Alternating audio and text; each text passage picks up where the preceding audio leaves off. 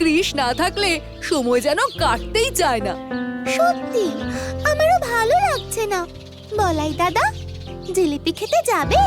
না রে, ইচ্ছে নেই। নদীর পাড়ে হাঁটতে যাবি?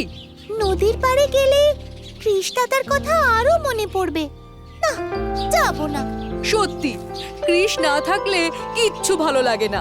সেটাই, তাহলে চলো জমিদার বাড়ি যাই, মুন্নির সাথে একটু গল্প করে আসি। হ্যাঁ, তাই চল।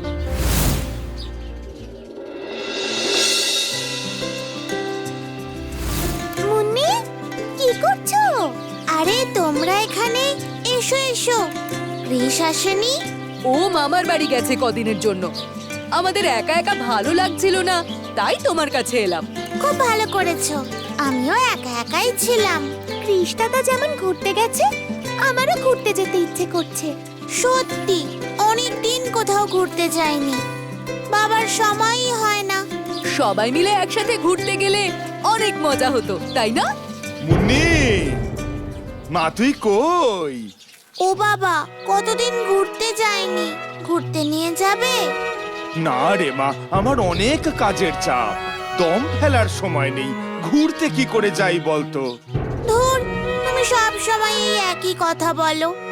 তাহলে আমি, রানী আর বলাই একটু ঘুরে আসি। এ তো ভালো কথা, তোরা তিনজনে ঘুরে আয়।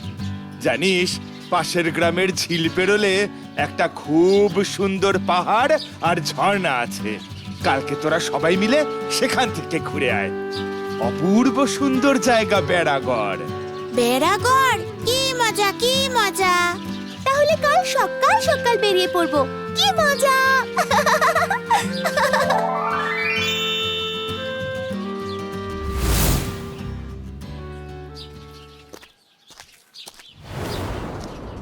কি মজা হচ্ছে!